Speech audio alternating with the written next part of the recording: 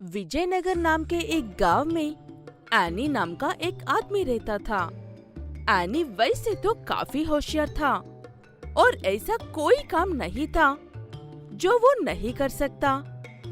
लेकिन उसकी ये होशियारी किसी काम की नहीं थी, क्योंकि वो एक नंबर का आलसी था और कोई काम तब तक नहीं करता था जब तक कि वो काम हद से ज्यादा जरूरी ना हो। एनी के पिता मौसम के हिसाब से अपने व्यापार करते थे। अब गर्मियों का मौसम है, इसलिए एनी के पिता कड़ी धूप में ठंडे ठंडे गन्ने का जूस बेचने का व्यापार करते हैं। लेकिन पिछले 8 महीनों से इस्तेमाल ना करने की वजह से वो मशीन बंद पड़ गई थी। एनी बेटा, एक बार उठकर मेरे मशीन को देखना। तू एक बार ठीक करेगा तो फिर ये बारिश के मौसम तक खराब नहीं होगी। क्या पिताजी, हर साल जिस महीने से हजारों के पैसे कमाते हो, उसी मशीन को मैकेनिक के पास लेकर जाकर ठीक करवाने के लिए इतने कंजूस कर रहे हो। मैं कुछ नहीं कर रहा हूँ। अगर आपको व्यापार करना है तो इसी मशीन के डॉक्टर के पास ले जाइए। ये कहते हुए एनी फिर से अपने मोबाइल में खो जाता है। उसके पिता के पास भी अपने बेटे से इससे ज्यादा बात करने का सब्र नहीं था, इसलिए वो चुपचाप अपनी मशीन ठीक करवाने के लिए एक मैकेनिक को लेकर आते हैं। वो मैकेनिक नशे में धुत होकर मशीन को चलने लायक तो बनाता है, लेकिन वो मशीन कब तक चलेगी इस बात का कोई भरोसा नहीं था। ठंडा ठंडा गन्ने का जूस पी लो। तपती गर्मी में ठंडा ठंडा गन्ने का जूस पी लो भाई।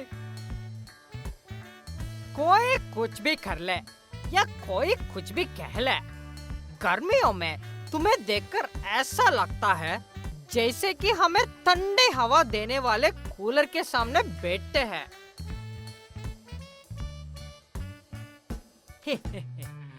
इसी बात पर ये एक और ग्लास जूस हो जाए। ऐसे एनी के पिताजी गन्ने का जूस बेचते हैं और हमेशा की तरह अच्छी कमाई होती है। लेकिन ठीक 2 दिन में ही वो मशीन फिर से खराब हो जाती है और वो मशीन इस बार ऐसे खराब होती है कि उसके पुर्जे टूटकर जोर जोर से उछलने लगते हैं। उनके पुर्जों में से एक आकर एनी के पिताजी को लगता है और वो घायल हो जाते हैं। आसपास के लोग उन्हें देखकर हॉस्पिटल लेकर जाते हैं। उन्हें ज्यादा गहरी चोटें तो नहीं लगती है, लेकिन हालत बहुत ज्यादा खराब हो सकते थे।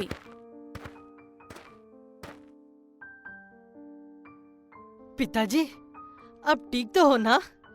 ज्यादा चोटें तो नहीं लगी है आपको? अगर तुम ये प्यार पहले दिखाते तो मुझे ये दर्द नहीं सहना पड़ता और ना ही तुम्हें ये दिन देखना पड़ता। मुझे दूसरा मौका मिला है, इसे मैं अपने हाथ से नहीं जाने दे सकता हूँ। अगर किसी चीज की जरूरत है तो राजू को आवाज लगा देना पिताजी। मैं 2-4 दिन के लिए व्यस्त होने वाला हूँ।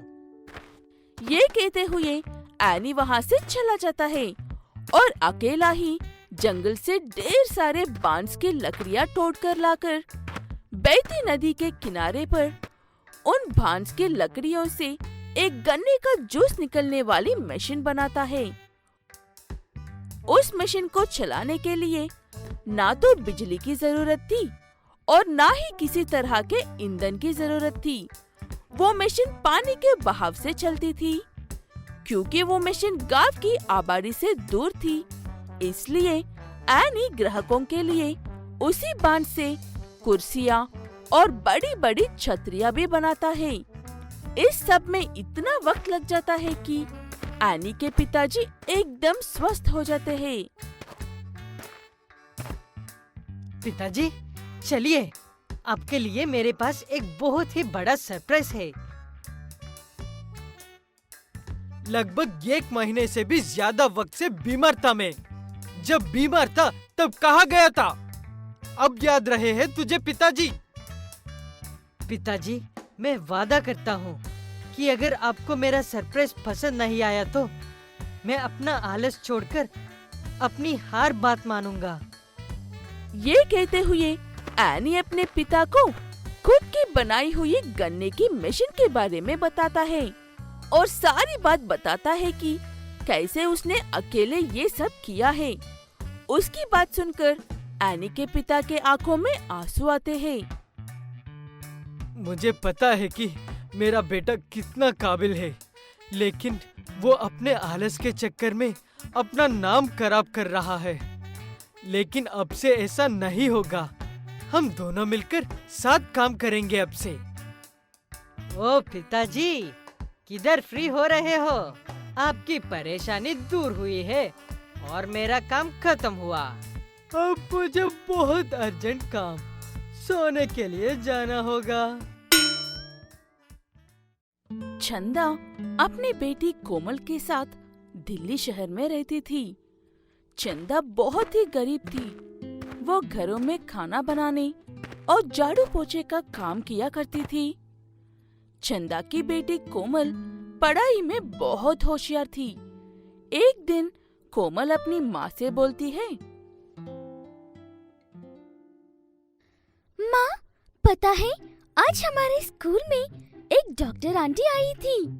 उन्होंने सभी बच्चों को अपने स्वास्थ्य के बारे में बहुत सारी जानकारी दी। माँ, वो डॉक्टर आंटी बहुत अच्छी थी। मैं भी बड़ी होकर डॉक्टर बनूंगी, बिल्कुल उन आंटी की तरह, और सभी का इलाज करूंगी। मेरी बिटिया रानी है ही इतनी होशियार, और देखना तुम बड़ी होकर जरूर डॉक्टर बनोगी। अच्छा बेटी, तुम घर पर बैठकर पढ़ाई करो, मैं काम करने जाती हूँ। अगर देर से पहुँची तो मालकिन मुझे काम से निकाल देंगी। ऐसा बोलकर चंदा काम पर चले जाती है। ऐसे ही धीरे धीरे समय बीतता चला जाता है। अब कोमल भी काफी बड़ी हो गई थी। एक दिन चंदन मालकिन के घर में खाना बना रही थी।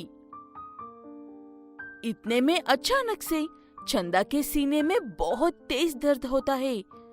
वो मालकिन को आवाज लगाती है, मालकिन, मेरी तबीयत कुछ ठीक नहीं है, क्या मैं घर जा सकती हूँ?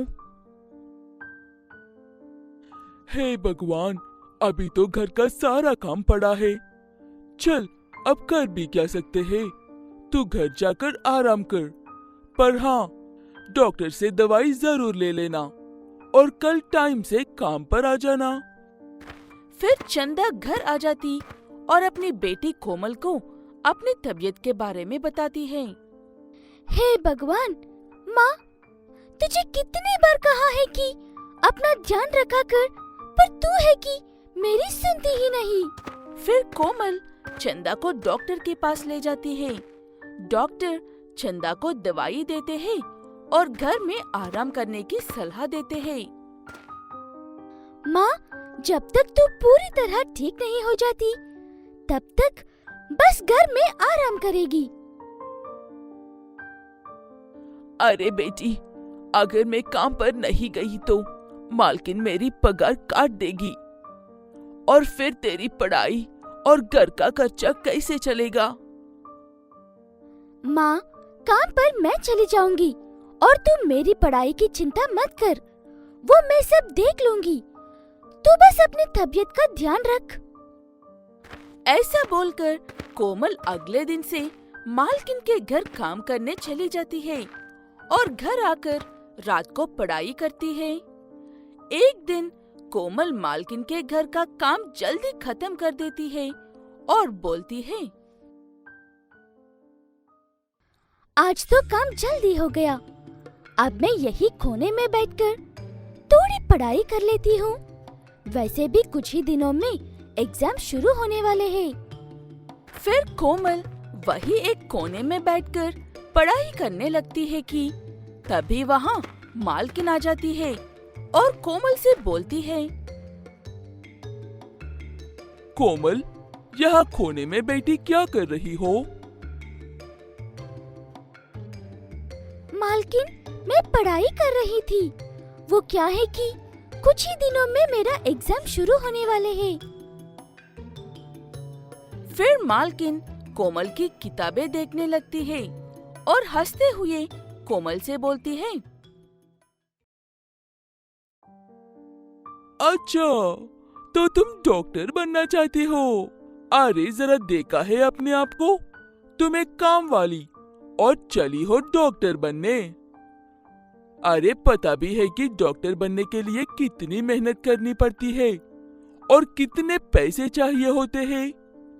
मेरी बेटी भी डॉक्टर बनना चाहती है और उसे डॉक्टर बनाने के लिए हमें लाखों रुपए खर्च किए हैं। उसके बाद भी वो डॉक्टर नहीं बन पाई है। आप सही बोल रही हैं मालकिन, पर मैं जानती हूँ कि मैं डॉक्टर जरूर बनूंगी। मैं पूरी लगन से पढ़ाई करूंगी।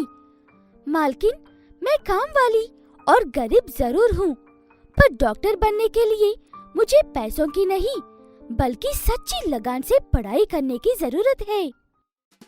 फिर कुछ दिनों बाद कोमल मालकिन के घर मिठाई लेकर जाती है और बोलती है, मालकिन, एक दिन आपने कहा था कि एक काम वाली डॉक्टर बनने चली है और आज यही काम वाली बहुत ही अच्छे नंबरों से एग्जाम पास करके देखो डॉक्टर बन गई है। सच में कोमल, मानना पड़ेगा तुम्हें। तुमने ये साबित कर दिया कि कुछ बनने के लिए अमीर या गरीब होने की जरूरत नहीं, बल्कि सच्ची लगन और मेहनत की जरूरत है।